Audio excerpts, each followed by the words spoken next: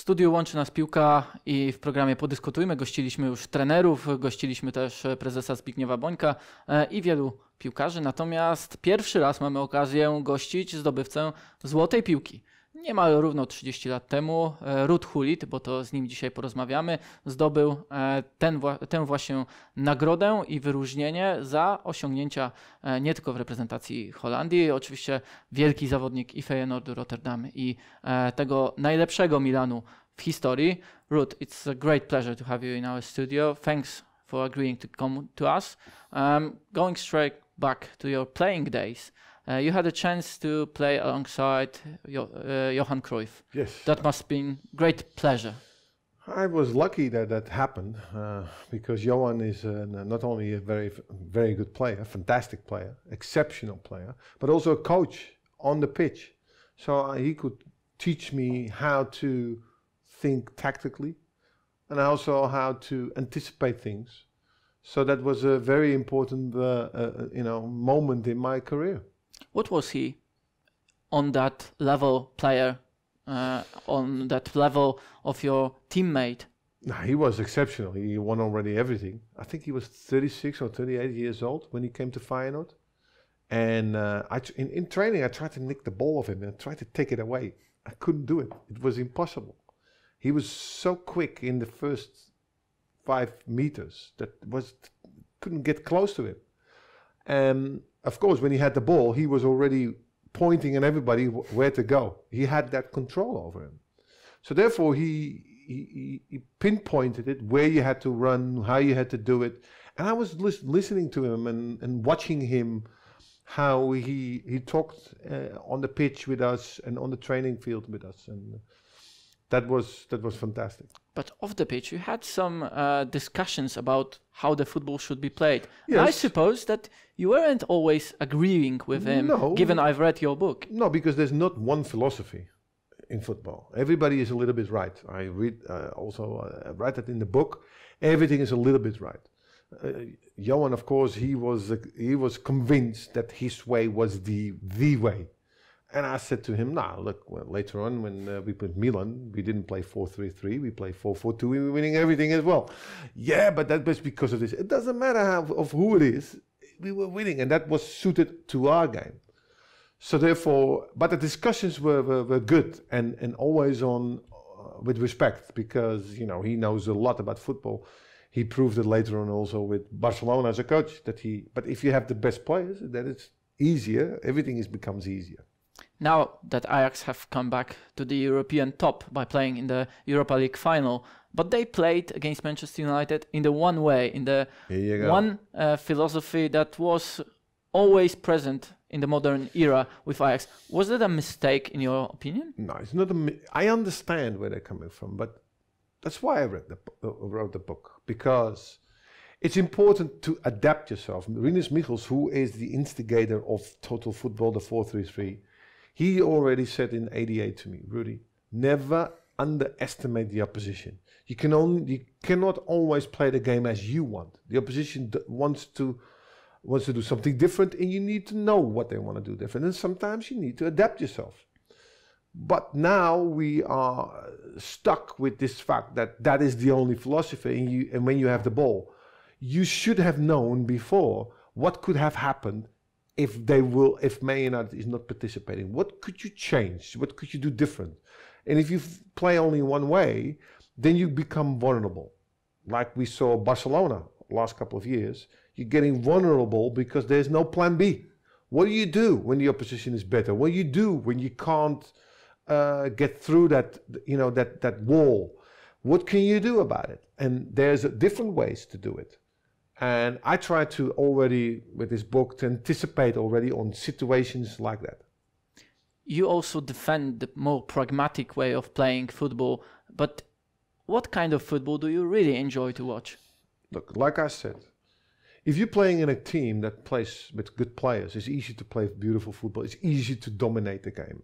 But there are games that you can't for some reason because the opposition is not sitting still. So now you need to understand what you need to do to get over that, because, Milan is very well known about the fantastic football that we played.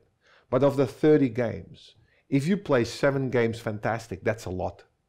The other games is hard work because the opposition is just defending and it's up to you to find a solution. So what do you do then? What are the possibilities? What do you train also in order to avoid a moment of defeat? So these are all things as a part of football as well. You cannot always dominate a game. So therefore, I wanted to write this book because there's other ways also in football. And because everybody's a coach, you are a coach, everybody knows everything about football. Nobody is totally wrong. There's always a right in it. But when you come to a situation, what do you do in order to get that result out of there? We saw that with Chelsea. Chelsea won the Champions League, not the best football, knowing that they didn't have the best players. They played a football that brought them in the final and they won it with penalties. Can you imagine? So this is also football. And I guess it's not what we want to see, but if I don't have the possibilities to win it, if I don't have the players on that moment, what would I do? Do I just say, oh no, we're gonna play open and let's see what happens? No. You need at least to battle for a result. That's the only thing I'm asking for you. What I found interesting in your book is that you back up every argument about modern era football with your memories from the past, from quite different brand of football, perhaps a little bit slower.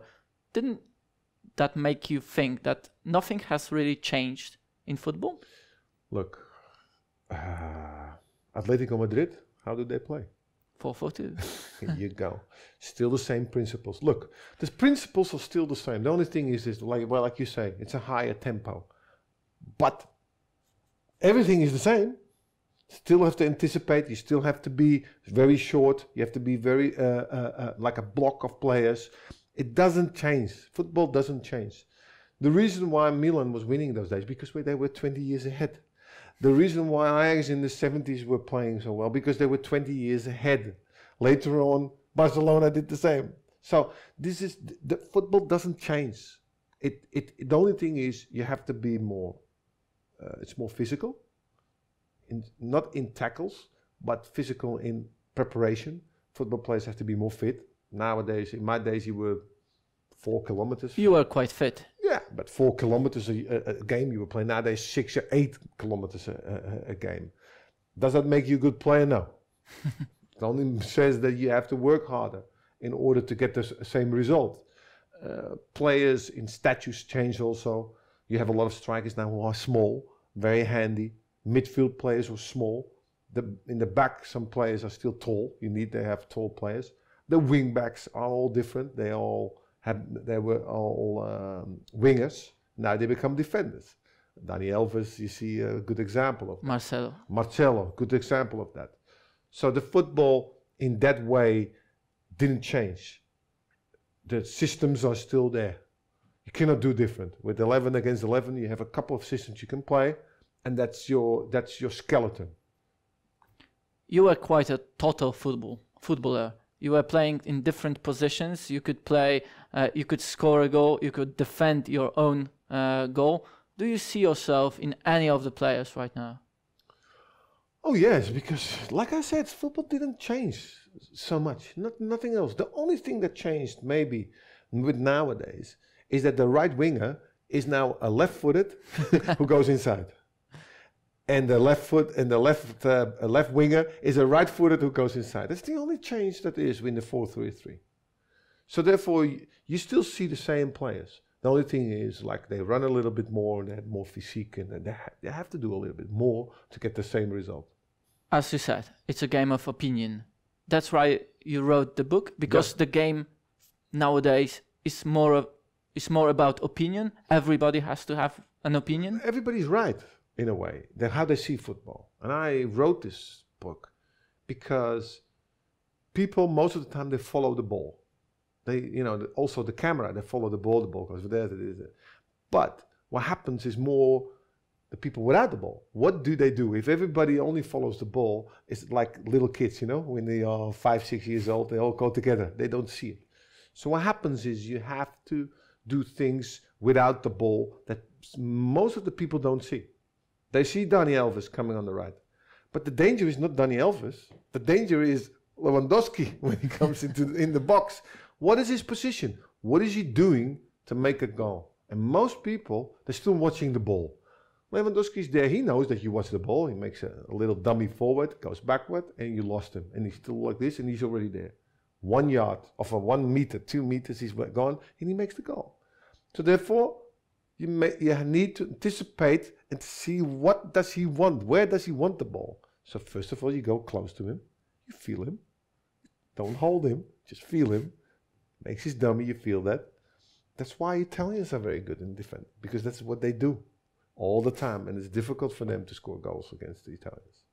So the Dutch football is all about discussion. The greatest ideas came from discussions between players. Yes. But you, as a former coach or current assistant coach and former player, great player, you don't have a problem discussing tactical issues with fans.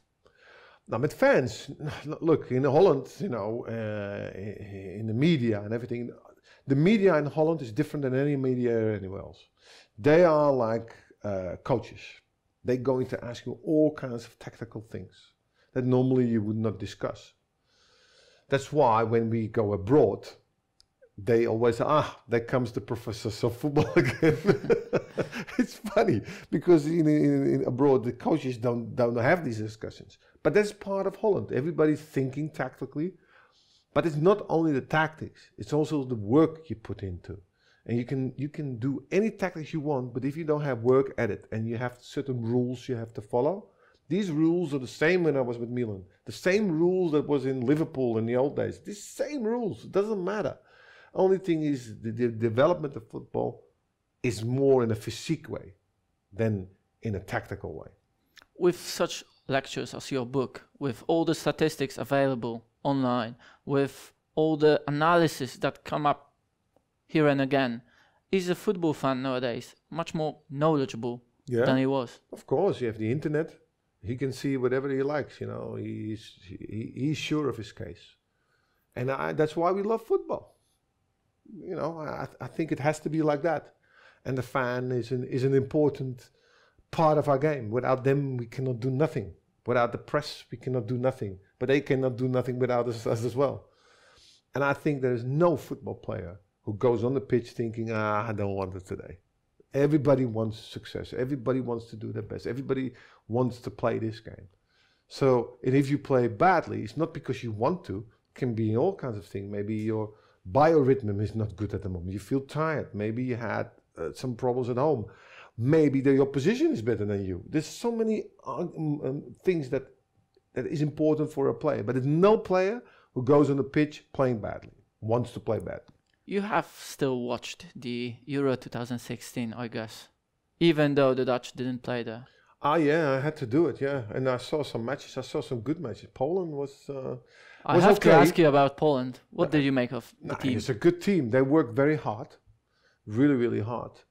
And that's the thing that you need. You have up front, you have Lewandowski. You only need to get him in the right position. That's just where you work for. That is your main guy. Milic, of course, okay, he has a different role than he normally has, but he has to adapt himself because there's only one king. You said that the only plan Poland needs is to give the ball to Robert Lewandowski. Could you share your wider view about his abilities, his status in the world game? Look, when I was here in Warsaw first time with the European Championship, they already, you know, talked about him, and he was a good player. But now you can see he's mature, he's important. His technical ability is better than most strikers have for his stature because he's a tall guy.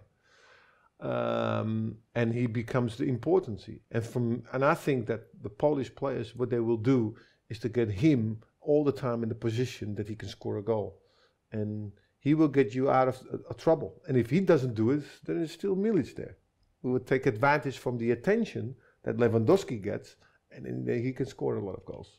Well, hopefully we will meet at the World Cup in Russia next year. That would be nice. Thank you. You're welcome.